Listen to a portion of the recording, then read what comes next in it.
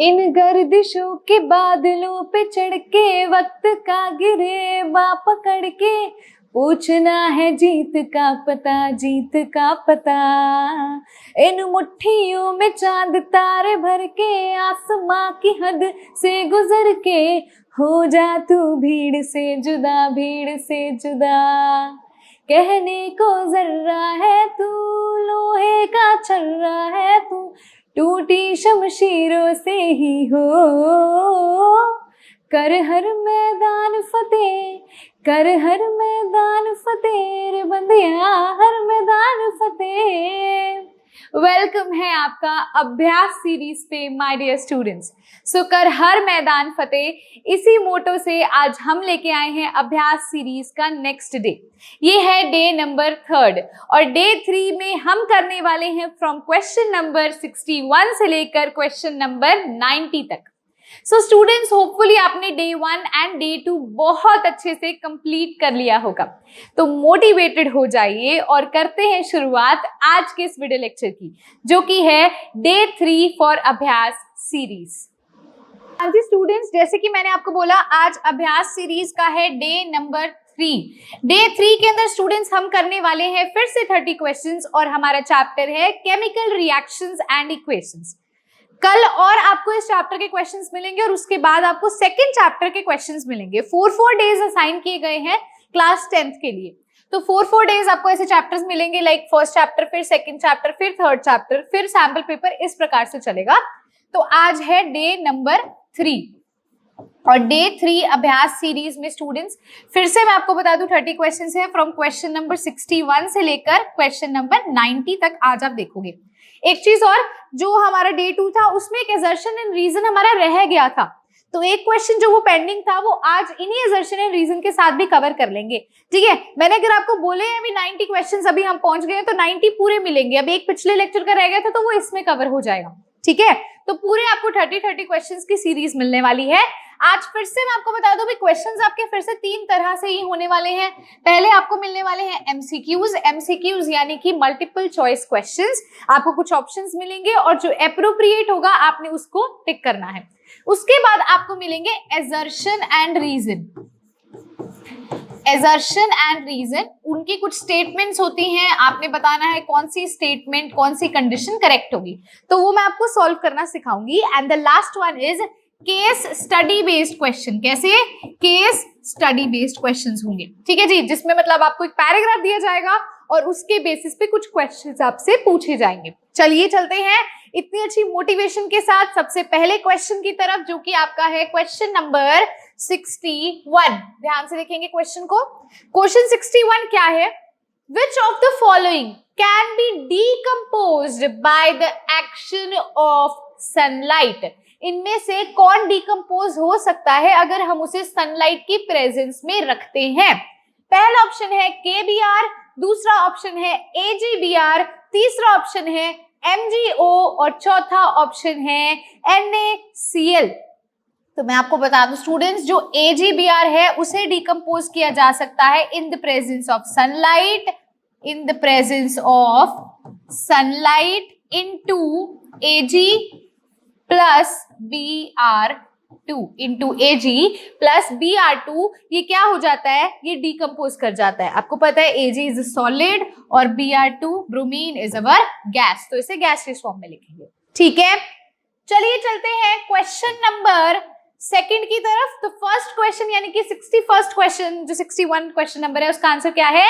AgBr। 62nd question देखेंगे हम। क्या क्वेश्चन है? When हाइड्रोजन सल्फाइड गैस यानी कि जब H2S गैस को, ठीक है, is passed through a blue solution of copper sulphate, हमने क्या किया? इसको कॉपर सल्फेट सॉल्यूशन से H2S को पास किया।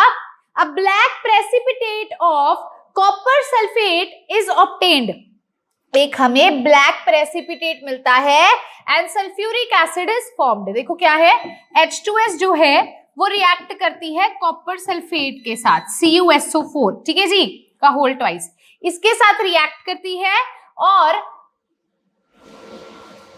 हाँ जी, CuSO4 आएगा, ठीक है। इसके साथ रिएक्ट करती है और एक ब्लैक प्रेसिपिटेट हमें कॉपर सल्फाइड का मिलता है, CuS का मिलता है, प्लस हमें क्या मिलता है, सल्फ्यूरिक एसिड, ठीक है जी। हमें क्या मिलता है, सल्फ्यूरिक एसिड मिलता है। तो वो आपसे पूछ रहा है यहाँ इस सॉल्यूशन में ये रिएक्शन जो आपकी है ये किसका एग्जांपल है, combination reaction, displacement reaction, decomposition reaction या फिर डबल डिस्प्लेसमेंट रिएक्शन। तो कॉम्बिनेशन रिएक्शन क्या होती थी, जब दो रिएक्टेंट्स कंबाइन करके एक सिंगल प्रोडक्ट बनाते थे, that was combination reaction. Second देखो डिस्प्लेसमेंट रिएक्शन कैसे होती थी, जब एक एलिमेंट और एक कंपाउंड रिएक्ट करते थे और वो वाला एटम दूसरे कंपाउंड के एक एटम को डिस्प्लेस कर देता था, उसकी जगह ले लेता था, ठीक है। तो यहाँ पर क्या है, यहाँ पर हमारे पास तो दो कंपाउंड्स है ना, लेकिन यहाँ पर एक एटम और एक कंपाउंड होना चाहिए, तो डिस्प्लेसमेंट भी नहीं है, डीकंपोजिशन भी नहीं है। क्यों, डीकंपोजिशन में क्या होता है, एक रिएक्टेंट एक से ज्यादा प्रोडक्ट में टूटता है, तो ये डीकंपोजिशन भी नहीं है, सीधा सीधा क्या है, ये डबल डिस्प्लेसमेंट रिएक्शन है, जैसे कि आपको देखने को मिल रहा है। ये क्या है, डबल डिस्प्लेसमेंट रिएक्शन है। अभी ये जो S है ये CuSO4 को क्या कर देता है, हटा देता है और उसकी क्या ले लेता है, जगह ले लेता है। So this is a type of double displacement reaction. अब हम चलते हैं क्वेश्चन नंबर 63 की तरफ। देखिए क्या क्वेश्चन है, 4 students were asked to study the reaction between solution of BaCl2 and sodium sulphate यानी कि Na2SO4। आप कहोगे मैम ये कंपाउंड बनाते कैसे हो, आपको कैसे पता है सोडियम सल्फेट Na2SO4 है। देखो सोडियम पे होता है स्टूडेंट्स +1 चार्ज, SO4 पे होता है -2 चार्ज, इसका चार्ज इसके पैर में जाएगा, इसका चार्ज इसके पैर में जाएगा, तो Na के पैर में 2 और SO4 के पैर में 1, तो क्या बन गया, Na2SO4, है ना। तो 4 स्टूडेंट्स थे, उनको बोला गया एक रिएक्शन पढ़ो BaCl2 के बीच में और सोडियम सल्फेट के बीच में। On mixing the solution of these two salts, जब आप इसको मिक्स करते हो एक टेस्ट ट्यूब के अंदर, दे रिपोर्टेड देयर एक्सपेरिमेंट, तो वो अपना एक्सपेरिमेंट फिर रिपोर्ट करते हैं। वो कहते हैं भाई यहाँ पर क्या बनता है, ठीक है जी, यहाँ पर क्या बनेगा, तो देखना ध्यान से, colour of the mixture becomes brown, दूसरा option the colour forms the solution forms separate layer, तीसरा a colourless mixture is obtained, चौथा white substance settles at the bottom. तो देखो क्या होगा, ये वाली जब भी ऐसे कोई रिएक्शन होती है हमेशा कहती हूँ चार्ज लगा दो। देखो Ba पे +2, Cl पे -1 चार्ज होता है, Na पे +1, SO4 पे -2 होता है, इसका पॉजिटिव इसके नेगेटिव के साथ जुड़ेगा, तो इस पे भी +2 इस पे भी +2, तो BaSO4 बनेगा और साथ में इसका +1 इसका -1 क्या बनेगा, NaCl बनेगा। तो ये जो BaSO4 होता है ना स्टूडेंट्स, ये व्हाइट कलर का होता है और ये क्या करता है, बॉटम पे सेटल कर जाता है। तो ऑप्शन नंबर डी हमारा क्या हो जाएगा, करेक्ट हो जाएगा, a white substance settles at the bottom हो जाएगा। चलिए चलते हैं क्वेश्चन नंबर 64 की तरफ। What will happen when silver chloride, यहाँ CH आएगा, chloride is placed in sunlight for some time. वो कहता है अगर आप AgCl को कुछ टाइम के लिए सनलाइट में प्लेस कर देते हो तो क्या होने वाला है। अगर आप AgCl को कुछ टाइम के लिए प्लेस कर देते हो, AgCl मैं आपको बता दूं व्हाइट इन कलर होता है, और अगर आप इसे सनलाइट में स्टूडेंट्स प्लेस करोगे तो आपको Ag ऑब्टेन होगा जो कि ग्रे इन कलर होगा और Cl2 रिलीज हो जाएगी। ये गैसियस फॉर्म में है, ये सॉलिड फॉर्म में है, ठीक है। तो देखते हैं क्या ऑप्शंस है। White silver chloride changes into grey colour compound, बिल्कुल सही, व्हाइट सिल्वर कंपाउंड ग्रे में हो जाता है, करेक्ट है ये। आगे देखो, डीकंपोजिशन टेक्स प्लेस, बिल्कुल सही, एक रिएक्टेंट जब एक से ज्यादा प्रोडक्ट में टूट जाए उसको डीकंपोजिशन कहते हैं, तो बी ऑप्शन भी करेक्ट है। सी ऑप्शन देखते हैं, बोथ ए एंड बी, बिल्कुल सही, तो हमारा सी ऑप्शन यानी कि बोथ ए एंड बी क्या हो जाएगा, करेक्ट हो जाएगा, बोथ ए एंड बी क्या हो जाएगा, करेक्ट हो जाएगा। चलिए चलते हैं क्वेश्चन नंबर 65 की तरफ। ऐसे क्वेश्चंस बहुत प्रैक्टिस करवाएंगे क्योंकि इसी तरह के क्वेश्चंस आएंगे। Identify the substance that is oxidised and the substance that is reduced in the reaction. पहले रिएक्शन आपको यहाँ पे मैं लिखवाती हूँ, फिर देखिएगा। रिएक्शन है CuO plus H2 gives Cu plus H2O, ये रिएक्शन है। अब देखो सिंपल सी चीज है, जो CuO है स्टूडेंट्स, ये ऑक्सीजन लूज कर रहा है और Cu बना रहा है। यहाँ क्या हो रहा है, यहाँ हो रहा है लॉस ऑफ ऑक्सीजन। क्या हो रहा है, लॉस ऑफ ऑक्सीजन। और लॉस ऑफ ऑक्सीजन क्या होता है मैम, लॉस ऑफ ऑक्सीजन होता है रिडक्शन। तो कौन रिड्यूस हो रहा है, CuO क्या हो रहा है, रिड्यूस हो रहा है। तो रिड्यूस्ड में देखो ऑप्शन बी में क्या है, CuO हमें सीधा मिल गया। एक और तरीका चेक करने का, H2 किस में कन्वर्ट हो रहा है, H2O में कन्वर्ट हो रहा है, यानी कि यहाँ पर क्या हो रहा है, यहाँ हो रहा है गेन ऑफ ऑक्सीजन, और गेन ऑफ ऑक्सीजन क्या होता है, ऑक्सीडेशन। तो कौन ऑक्सीडाइज हो रहा है, H2 हो रहा है। तो हमारा ऑप्शन नंबर बी क्या हो जाएगा, सीधा सीधा हमारा ऑप्शन नंबर बी करेक्ट हो जाएगा। क्लियर है, बहुत बढ़िया। चलिए चलते हैं नेक्स्ट क्वेश्चन, क्वेश्चन नंबर 66 की तरफ। Which of the following is a exothermic reaction? इनमें से एक्सोथर्मिक रिएक्शन कौन सी होती है, फिर से याद करवा दूं आपको। एक्सोथर्मिक रिएक्शन में क्या होता है, एक्सोथर्मिक रिएक्शन में हीट रिलीज होती है, और एंडोथर्मिक रिएक्शन में क्या होता है, एंडोथर्मिक में हीट एब्जॉर्ब होती है, हीट इज एब्जॉर्ब्ड। क्लियर है, तो अब देखते हैं इनमें से कौन सा एक्सोथर्मिक है। पहला है dissolution of sodium hydroxide in water, दूसरा हमारे पास यहाँ पर क्या आता है, इवेपोरेशन ऑफ वाटर, तीसरा क्या है, सब्लिमेशन ऑफ सिल्वर क्लोराइड, चौथा है dissolution of salt in water. तो ध्यान से देखो, इवेपोरेशन ऑफ वाटर का मतलब क्या हुआ, वाटर को आपने हीट किया तो वो वेपर्स में कन्वर्ट हो गया ना, तो हीट किया मतलब एनर्जी वो एब्जॉर्ब करेगा तभी वो होगा चेंज, तो एंडोथर्मिक है। पहला देखो dissolution of sodium hydroxide in water, जब सोडियम हाइड्रोक्साइड का डिसोल्यूशन वाटर में करवाते हैं तो जो बीकर है वो गर्म हो जाता है और हीट रिलीज होती है, हीट रिलीज होने के कारण ही बीकर गर्म होता है। तो ऑप्शन नंबर फर्स्ट क्या हो जाएगा हमारा, सीधा सीधा करेक्ट हो जाएगा। ऑप्शन नंबर फर्स्ट क्या हो जाएगा, सीधा सीधा करेक्ट हो जाएगा। अब चलते हैं क्वेश्चन नंबर 67 की तरफ, ध्यान से देखेंगे। Identify the endothermic process from the following reaction. Endothermic अभी बता के हटी हूं, जिसके अंदर हीट को आप क्या करते हो, एब्जॉर्ब करवाते हो रिएक्शन प्रोसीड करवाने के लिए, हीट देनी पड़ती है। तो पहली रिएक्शन देखो, H2 लिक्विड से गैसियस में हो रहा है, मतलब आपने क्या किया, गैस पे वाटर लिया और उसको हीट करना शुरू कर दिया, तो कुछ टाइम बाद वो वेपर्स में कन्वर्ट हो जाएगा। हीट दी तभी ये रिएक्शन हुई, तो पहला ऑप्शन ही क्या हो जाएगा, करेक्ट हो जाएगा। एंडोथर्मिक का मतलब होता है हीट देना, तो लिक्विड से गैस में बदल रहे हो तो हीट दे रहे हो तभी वो रिएक्शन हो रही है, so it is an endothermic reaction. बाकियों को देखने की जरूरत ही नहीं पड़ेगी। ठीक है जी, चलो बहुत बढ़िया। अब चलते हैं क्वेश्चन नंबर 68 की तरफ। Salman took some copper turnings and added them to the silver nitrate solution. Salman ने कुछ कॉपर टर्निंग्स ली और इसे सिल्वर नाइट्रेट सॉल्यूशन के अंदर डाला, तो उसने क्या ऑब्जर्व किया, what would he observe? पहला ऑप्शन है the solution turned blue, second option है yellow precipitate was formed, third option है व्हाइट प्रेसिपिटेट वॉज फॉर्म्ड, और फोर्थ ऑप्शन है द सॉल्यूशन टर्न्ड रेड। तो इसका आपका आंसर क्या होने वाला है, चलिए देखते हैं। हाँ जी, ध्यान से देखेंगे, यहाँ पर बेसिकली होता क्या है, जो आपकी कॉपर टर्निंग्स है जब वो सिल्वर नाइट्रेट के साथ रिएक्ट करती है, दैट इज AgNO3 के साथ, तो यहाँ से हमारे पास कॉपर नाइट्रेट CuNO3 का ट्वाइस बनता है और सिल्वर लिबरेट हो जाता है। सो ठीक है, यहाँ पर क्या होता है, सिल्वर लिबरेट हो जाता है, so the solution turns out to be blue. Solution कैसा हो जाता है, सॉल्यूशन टर्न हो जाता है ब्लू इन कलर। तो हमारा ऑप्शन नंबर क्या हो जाएगा, फर्स्ट हो जाएगा। क्लियर है, हाँ जी क्लियर है। चलिए चलते हैं नेक्स्ट क्वेश्चन, क्वेश्चन नंबर 69 की तरफ। 69 क्वेश्चन आता है, an element X on exposure to moist air, जो एलिमेंट एक्स है हमने उसको मॉइस्ट एयर में क्या किया, एक्सपोज किया, turns out to be reddish brown and a new compound Y is formed. मतलब आपने कोई एलिमेंट लिया, आपको पता है वो एलिमेंट क्या होगा, आयरन ही होगा जो रेडिश ब्राउन में होता है, क्योंकि डे 1 के अंदर भी हमने क्वेश्चन किया था, एटमॉस्फेयर में लिया मतलब O2 में लिया, यहाँ से क्या मिलेगा, Fe2O3 मिलेगा, आपको याद होगा, आपको याद होगा ये। तो यहाँ पर वो क्या कहता है, एक एक्स एलिमेंट लिया, तो एक्स एलिमेंट हमने क्या लिया, Fe लिया, और Y हमारा क्या बन रहा है, Fe2O3 बन रहा है, तो ऑप्शन नंबर ए हमारा क्या हो जाएगा, करेक्ट हो जाएगा। क्लियर है, ये हमने डे 1 डे 2 में इस तरह का क्वेश्चन भी अटेम्प्ट किया था। हाँ जी स्टूडेंट्स, अब हम चलते हैं हमारे नेक्स्ट क्वेश्चन, क्वेश्चन 70 की तरफ। हाँ जी स्टूडेंट्स, अब आता है क्वेश्चन नंबर 70, ध्यान से देखेंगे। Which of the following is incorrect statement, इनमें से कौन सी गलत है।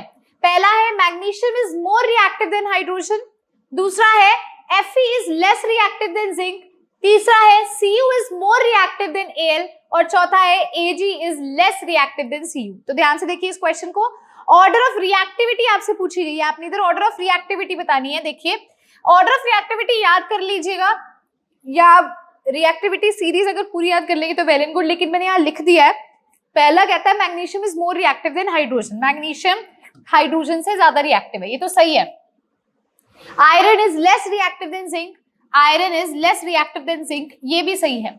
Cu is more reactive than Al, Cu is more reactive than Al, नहीं, Cu is less reactive than Al, तो ऑप्शन नंबर सी क्या हो जाएगा आपका, करेक्ट हो जाएगा। अब चलते हैं स्टूडेंट्स हम हमारे क्वेश्चन 71 की तरफ, ध्यान से देखेंगे क्या क्वेश्चन है। क्वेश्चन 71 में आपको वो क्या कहता है, Which among the following statement is true, इनमें से कौन सी स्टेटमेंट ट्रू है। Exposure of silver chloride to sunlight, आपने सिल्वर क्लोराइड यानी कि AgCl को एक्सपोजर करवाया है in the presence of sunlight, तो आपको पता है डिकम्पोजिशन रिएक्शन है, Ag निकलेगा और Cl2 निकलेगा, हमें पता है। लॉन्ग टाइम के लिए करवाया है तो हमें पता है यहाँ पर ये Ag जो है ग्रे कलर का बनता है, अभी देखी भी थी रिएक्शन। वो कहता है ये ग्रे क्यों हो जाता है, पहला option the formation of silver by decomposition of silver chloride, formation of silver by decomposition of silver chloride, A सही है बिल्कुल, ये तो करेक्ट है, 1 करेक्ट है। सेकंड क्या कहता है, सब्लिमेशन ऑफ सिल्वर क्लोराइड, क्या सब्लिमेशन हो रही है, नहीं ये तो गलत है। तीसरा formation of chlorine gas from silver chloride, क्या क्लोरीन गैस बन रही है सिल्वर क्लोराइड से, उसकी फॉर्मेशन हो रही है, इस वजह से वो ग्रे हो रहा है। ध्यान से देखो, फॉर्मेशन ऑफ क्लोरीन गैस ऐसा हो रहा है, क्लोरीन गैस तो बन रही है ठीक है फ्रॉम सिल्वर क्लोराइड, लेकिन इसके कारण वो ग्रे नहीं हो रहा, Ag ग्रे हो रहा है, Cl2 के कारण ग्रे नहीं हो रहा। आगे देखेंगे ऑक्सीडेशन ऑफ सिल्वर क्लोराइड, क्या है ऑक्सीडेशन हो रही है, नहीं हो रही है, ऑक्सीडेशन मतलब एडिशन ऑफ ऑक्सीजन, तो ओनली फर्स्ट करेक्ट है, यानी कि 1 ओनली हमारा क्या हो जाएगा, आंसर हो जाएगा। अब चलिए चलते हैं हमारे क्वेश्चन नंबर 72 की तरफ। The reaction in which 2 compounds exchange their ions to form 2 new compounds, जहां पर आपके 2 कंपाउंड्स के बीच में रिएक्शन है। देखो डिस्प्लेसमेंट में क्या होता था, एक एलिमेंट के बीच में और एक कंपाउंड के बीच में रिएक्शन होती थी और वो एलिमेंट दूसरे एलिमेंट को डिस्प्लेस कर देता था। डबल डिस्प्लेसमेंट में क्या होता है, मान लो ये पॉजिटिव ये नेगेटिव, ये पॉजिटिव ये नेगेटिव, 2 कंपाउंड्स लेते हैं और वो एक दूसरे के पॉजिटिव नेगेटिव के साथ जुड़ जाएंगे।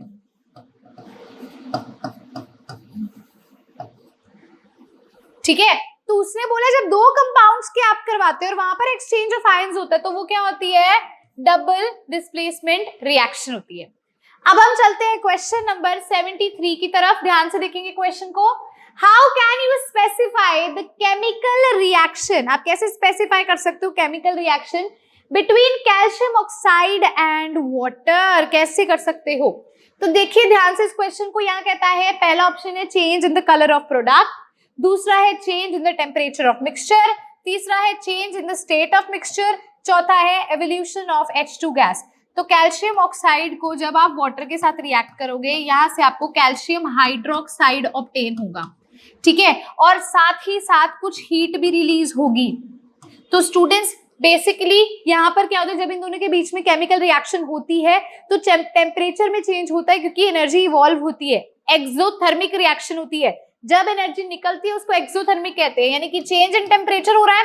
तो बी ऑप्शन हमारा क्या करेक्ट हो जाएगा, change in temperature of mixture, क्या हो जाएगा, change in temperature of mixture हो जाएगा। क्लियर है, हाँ जी। चलिए आगे चलते हैं क्वेश्चन 74 की तरफ। ये थोड़ा सा डिफरेंट सा क्वेश्चन है, जनरल नॉलेज का भी है तो इसको याद ही करेंगे।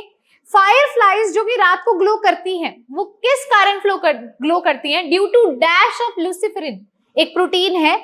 तो क्यों ऐसा होता है भी, वो क्यों ग्लो करती हैं आप बताइए। एक एंजाइम की तरह काम करता है और यहाँ पर ये ऑक्सीडेशन रिएक्शन अकर करती है, उसी ऑक्सीडेशन के कारण ये लाइट एमिट करता है, इस वजह से ये ग्लो करता है। तो ऑक्सीडेशन के कारण ये होता है भी ये थोड़ा सा ग्लो एमिट करता है, एमिशन ऑफ लाइट अकर करती है ड्यू टू ऑक्सीडेशन।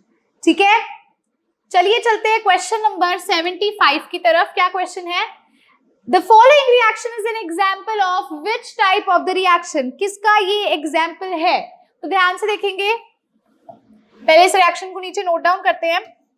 2KClO3 जो कि सॉलिड में है gives 2KCl जो कि सॉलिड में है प्लस 3O2, यहाँ गैसियस आएगा।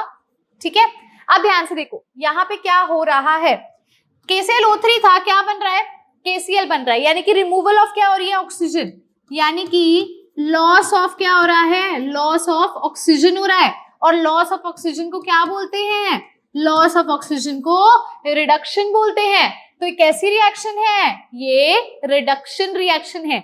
ऑप्शन नंबर ए क्या हो जाएगा, करेक्ट हो जाएगा। ठीक है जी, गुड।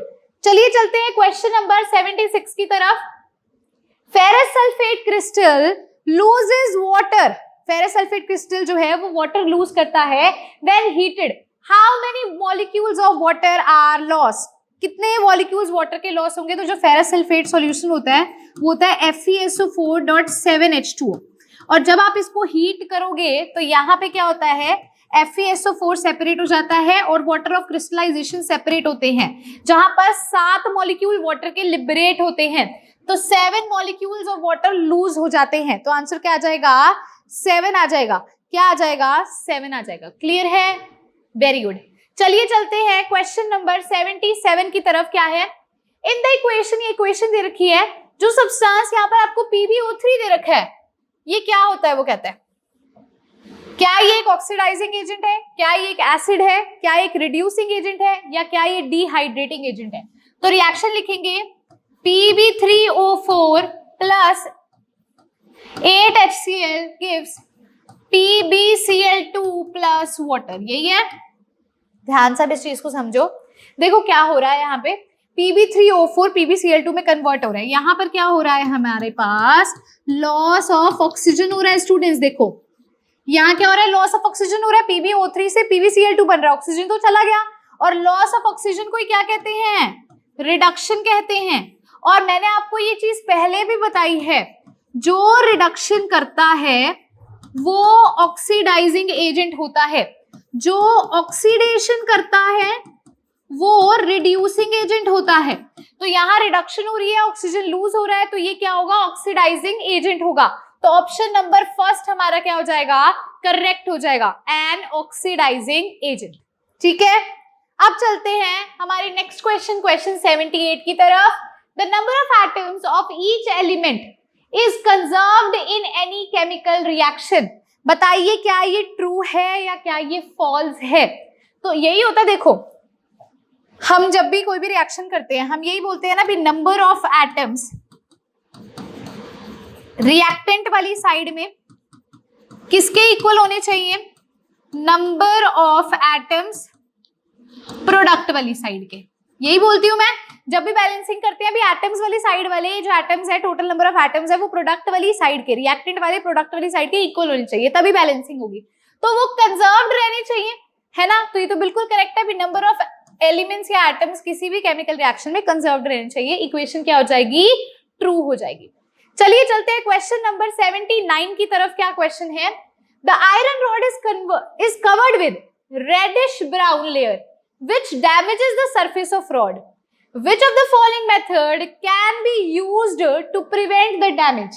कौन से मेथड का हम इस्तेमाल कर सकते हैं, ठीक है, ताकि वो डैमेज से बच सके।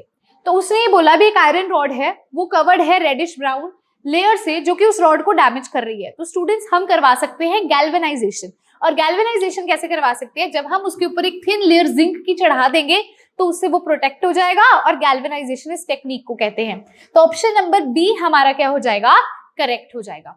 ठीक है, क्लियर है। चलिए चलते हैं क्वेश्चन नंबर 80 की तरफ। क्या क्वेश्चन है, क्वेश्चन 80 है, match the following chemical reactions given in the column 1 and column 2। ठीक है, कॉलम 1 के अंदर उसने आपको कुछ रिएक्शन दे रखी है, कॉलम 2 के अंदर उसने आपको जो गैसेस इवॉल्व हुई हैं वो दे रखी हैं। आपने मैच करना है भी क्या सही है या नहीं है। देखिए, zinc granules are treated with dilute H2SO4। Zinc granules को डाइल्यूट H2SO4 के साथ ट्रीट करोगे। हमने, अगर आपने डे 2 वाला लेक्चर देखा है ना, तो हमने ये रिएक्शन ऑलरेडी वहां पर पढ़ी थी भी। H2 गैस इवॉल्व होती है, जब आप Zn को H2SO4 के साथ रिएक्ट करवाओगे तो यहाँ से ZnSO4 होगा और H2 रिलीज होगी, हाइड्रोजन गैस। तो यहाँ देखो, फर्स्ट ऑप्शन है O2, दूसरा है CO2, तीसरा है H2 और चौथा है NO2। फर्स्ट को उसने जोड़ रखा है O2 से, फर्स्ट को उसने O2 से जोड़ रखा है। फर्स्ट किससे जुड़ेगा, ए किससे जुड़ेगा, ए जुड़ेगा 3 से, मैच द फॉलोइंग है तो ए 3 से जुड़ेगा, ए किससे जुड़ेगा 3 से, तो 3 ऑप्शन है, सी ऑप्शन कट गया, फर्स्ट से नहीं जुड़ेगा, ये H2 से जुड़ेगा, ठीक है। उसके बाद उसने आपको और कौन सी रिएक्शन दे रखी है, ध्यान से देखेंगे। अगली रिएक्शन उसने बोला है कैल्शियम कार्बोनेट जो है, अगर आप उसको HCl से ट्रीट करते हो तो आपका यहाँ पर देखिए क्या होगा, कैल्शियम कार्बोनेट CaCO3 को आप किससे HCl से ट्रीट करते हो तो यहाँ से एक तो कैल्शियम क्लोराइड बनेगा स्टूडेंट्स, एक यहाँ से क्लोरीन बनेगी और वाटर निकल जाएगा, ठीक है, ये रिएक्शन होती है। तो कैल्शियम कार्बोनेट को जब आप HCl से ट्रीट करते हो तो Cl2 रिलीज होती है, क्या रिलीज होती है, Cl2 नहीं, यहाँ CO2 आएगा, CO2 रिलीज होती है और वाटर रिलीज होता है, CaCl2 तो रिलीज हो गया ना, क्लोरीन तो कैल्शियम के साथ कंबाइन हो गया, CO2 रिलीज होती है और वाटर रिलीज होती है, तो सेकंड का B का क्या आएगा, सेकंड आएगा, B का क्या आएगा, सेकंड आएगा, यहां पर भी है यहां पर भी है, तो A ऑप्शन भी कट गया।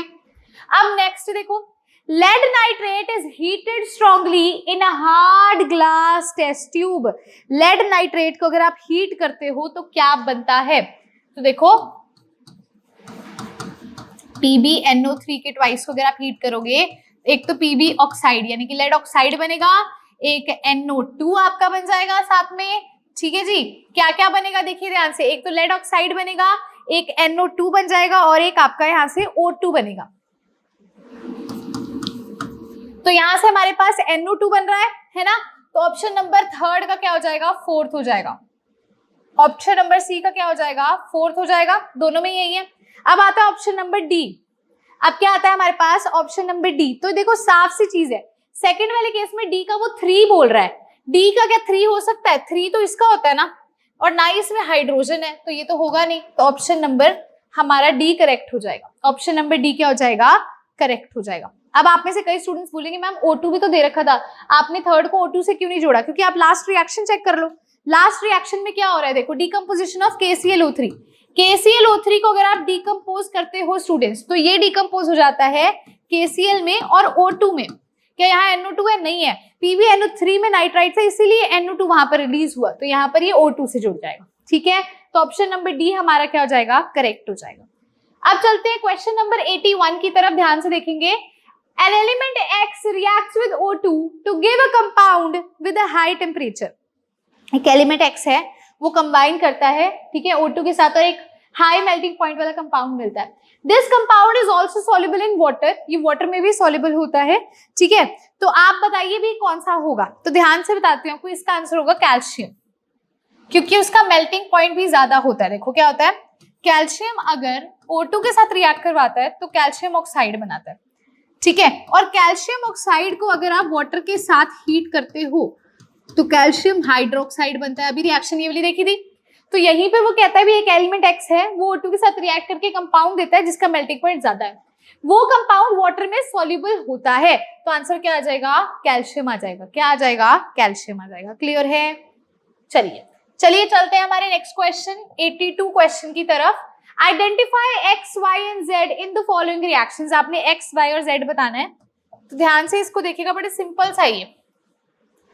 KClO3 के नीचे लिखा है X, ठीक है, फिर आपको दे रखा है Y और फिर आपको दे रखा है 2KCl, फिर दे रखा है 3O2, ठीक है, इस एरो पे लिखा हुआ है Y, क्या दे रखा है 2KClO3, इसके ब्रैकेट में X, इस एरो के ऊपर लिखा हुआ है Y, फिर आपको मिल रहा है 2KCl जो कि है X, फिर आपको 3O2 जो कि दे रखा है Z, आपने बताना है। अब आपको इतना तो पता है भी ऑक्सीजन जो है वो गैस है, यानी कि Z की जगह पे क्या आएगा, गैस आएगा, G आएगा, तो Z ही देख लेते हैं पहले क्या क्या है, Z गैस, और यहाँ Z है number of molecules of oxygen, नहीं मॉलिक्यूल्स ऑफ ऑक्सीजन तो ये लिखे तो C तो गलत हो गया, D देख लेते हैं, Z है फिजिकल स्टेट ऑफ ऑक्सीजन, हाँ उसकी गैसियस स्टेट ही बता रहा है, ये हो सकता है A, B या D हो सकता है, नो डाउट A, B या D हो सकता है, ये हम मान लेते हैं अभी, हाँ जी इनमें से हमारा कोई ना कोई होएगा।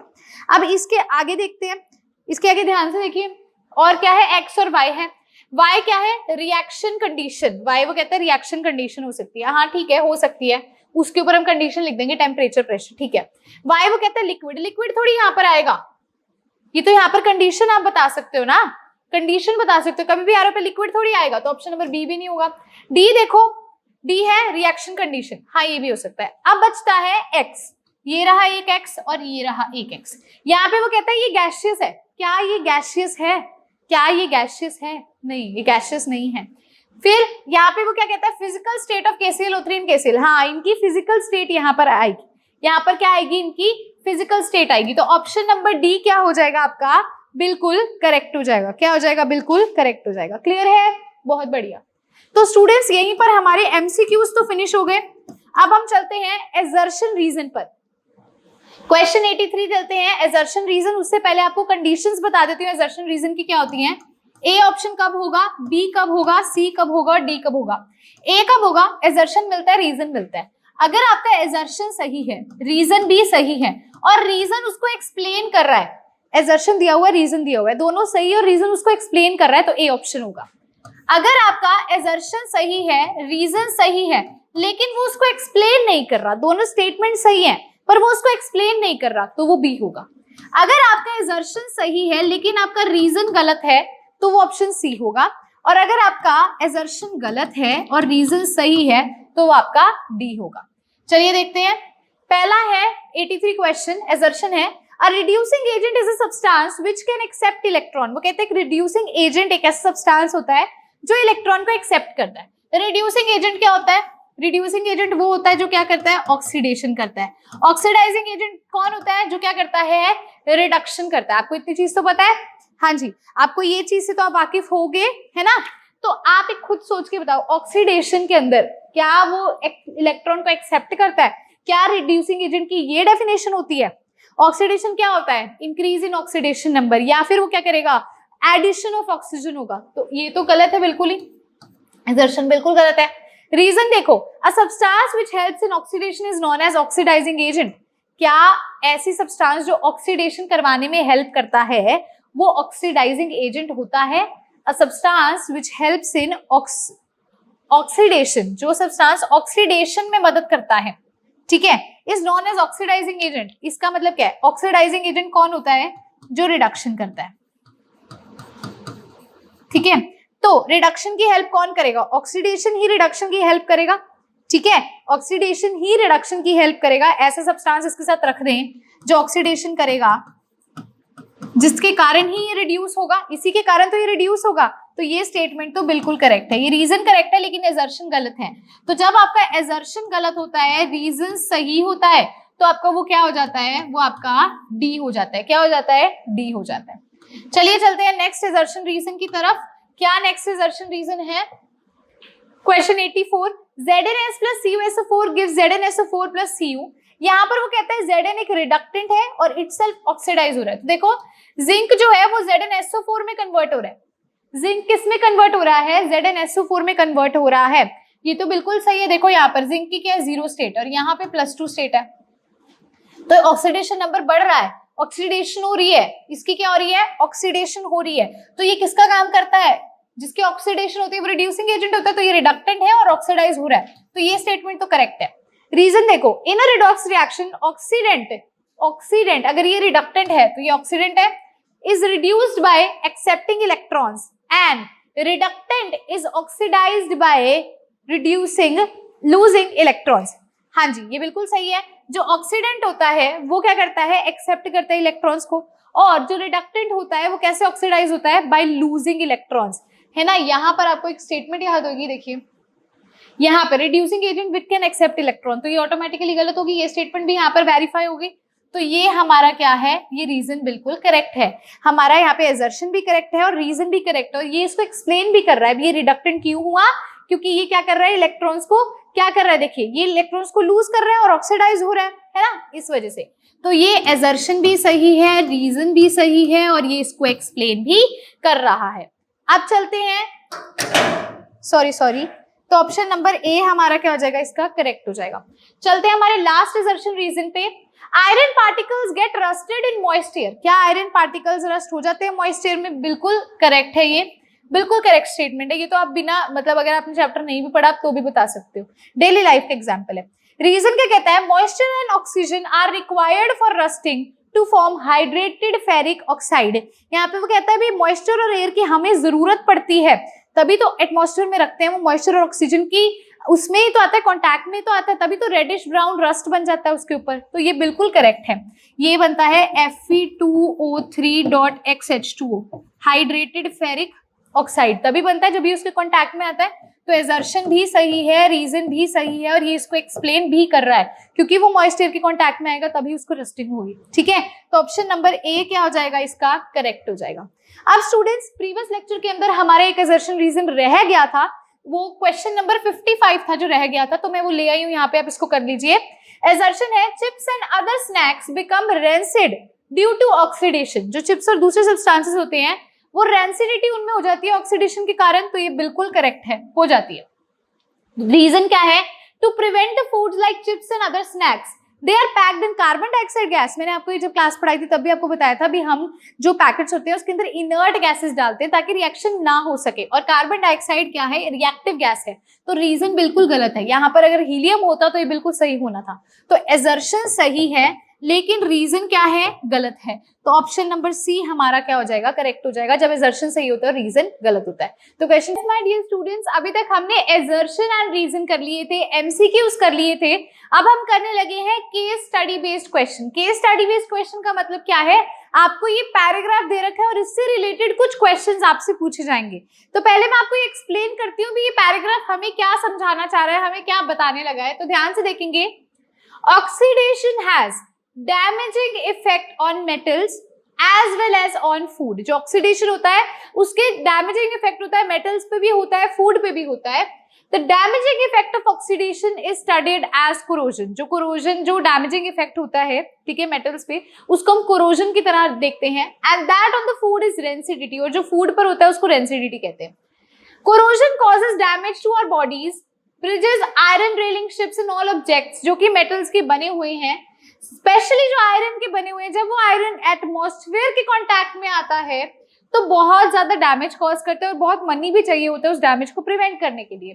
तो इस डैमेज को प्रिवेंट करने के लिए उसको टार्निश किया जाता है इस मैनर में भी, उसका कलर चेंज हो जाता है या लेयर उसके ऊपर एक आ जाती है, जिससे हमें ये पता लगने लग जाता है भी कोरोजन के मतलब जो कोरोजन है वो शुरू हो चुकी है। उसके अगर अपीयरेंस जो है, उसकी जो डलनेस दिखने लग जाए तो हमें ये पता लग जाएगा, ये जो डलनेस है, जो शाइनी से एकदम से डल हो जाएगा, इसका मतलब क्या है, वो कोरोजन के साइंस हैं। तो ये हमारा क्या था, पैराग्राफ था। इस पे बेस्ड आपके सामने क्वेश्चंस हैं, देखेंगे। सबसे पहला क्वेश्चन, क्वेश्चन 86 क्या है, थोड़ा जूम और कर देती हूँ मैं। The corrosion of iron is called as. तो अभी हम पढ़ के भी हटे पीछे, कोरोजन आयरन की क्या होती है, रेडिश ब्राउन लेयर बन जाती है, Fe3O, मैंने बोला था Fe2O3, reddish brown in colour, है ना। जब आयरन ऑक्सीजन के कांटेक्ट में आता है तो उसको क्या बोलते हैं, उसको रस्टिंग बोलते हैं। जब Fe2O3, हमने बोला था hydrated form of ferric oxide, है ना, याद आया, तो रस्टिंग होता है द कोरोजन ऑफ आयरन। अब चलते हैं क्वेश्चन 87 में। The factors responsible for corrosion are, पहला ऑप्शन है ऑक्सीजन एंड मॉइस्चर, दूसरा ऑप्शन है CO2 एंड वाटर, तीसरा ऑप्शन है हीट एंड एसिड, और चौथा ऑप्शन है all of them. So students, सारे के सारे ही जो है वो रिस्पॉन्सिबल होते हैं कोरोजन के लिए, चारों के चारों। क्लियर है, वेरी गुड। अब देखिए स्टूडेंट्स ध्यान से, क्वेश्चन 88 क्या कहता है, the black coating on silver is due to the presence of dash in air. जो सिल्वर के ऊपर ब्लैक कोटिंग आ जाती है वो किसकी प्रेजेंस की वजह से होती है, वो H2S की प्रेजेंस की वजह से होती है। तो सी ऑप्शन हमारा क्या हो जाएगा, करेक्ट हो जाएगा। क्लियर है, चलो क्वेश्चन 89 देखिए क्या है, the rusting process is a type of. जो रस्टिंग का प्रोसेस होता है वो किस तरह की टाइप होती है, पहला ऑप्शन है डीकंपोजिशन रिएक्शन, दूसरा है डिस्प्लेसमेंट रिएक्शन, तीसरा है एंडोथर्मिक, एंड चौथा है रिडॉक्स रिएक्शन। तो स्टूडेंट इसका एग्जांपल हो जाएगा रिडॉक्स रिएक्शन, क्योंकि ऑक्सीडेशन भी हो रही है, रिडक्शन भी हो रही है। So it is an example of redox reaction. Last question देखेंगे, which of the following is used for prevention of corrosion of metals. इनमें से हम किसको यूज करते हैं for prevention of corrosion of metals, इसमें से किसका इस्तेमाल किया जा सकता है। हाँ जी, मेटल्स की कोरोजन के लिए हम किसका इस्तेमाल कर सकते हैं? तो खुद देखिए, इसके अंदर आपको 4 ऑप्शंस देखने को मिल रहे हैं। पहला है यूजिंग एंटीऑक्सीडेंट, दूसरा है पेंटिंग, तीसरा आपको दिख रहा है गैल्वेशिंग और चौथा है इलेक्ट्रोप्लेटिंग। सो स्टूडेंट्स, इसका हमारा जो आंसर हो जाएगा वो हो जाएगा यूजिंग एंटीऑक्सीडेंट। ये शायद मैंने आपको डे 2 में भी क्वेश्चन आया था, वहां पे भी हमने किया था। यूजिंग एंटीऑक्सीडेंट्स हम कोरोजन को प्रिवेंट कर सकते हैं। तो यहीं पर स्टूडेंट्स हमारा आज का वीडियो लेक्चर जो है ये फिनिश होता है। अगर आज का वीडियो लेक्चर आपको अच्छा लगा है तो लाइक जरूर करना है, बहुत अच्छा लगा है तो शेयर भी करना है, ताकि ये टर्म 1 एग्जामिनेशन की प्रैक्टिस सीरीज उन बच्चों तक पहुंच जाए जिनको इसकी बहुत जरूरत है, जो बुक्स अफोर्ड नहीं कर सकते लेकिन उनको प्रैक्टिस करना है पेपर के लिए और उनको एक सॉल्यूशन वीडियो भी चाहिए होती है, तो उन बच्चों तक ये पहुंचाइए। ठीक है जी, शेयर करना है, सब्सक्राइब करना है। अगर आप मेरे चैनल पर न्यू हैं, सब्सक्राइब जरूर करके जाइएगा। इससे क्या होता है, जब भी वीडियो डलती है आप तक नोटिफिकेशन मिल जाती है। तो हम मिलेंगे नेक्स्ट डे के अंदर, डे 4 के अंदर, with lot of questions tomorrow. तो यस माय डियर स्टूडेंट्स, अगर आज का वीडियो लेक्चर अच्छा लगा है तो लाइक, शेयर, सब्सक्राइब, कमेंट जरूर कीजिएगा। Thank you so much. मिलते हैं अभ्यास सीरीज के नेक्स्ट डे में।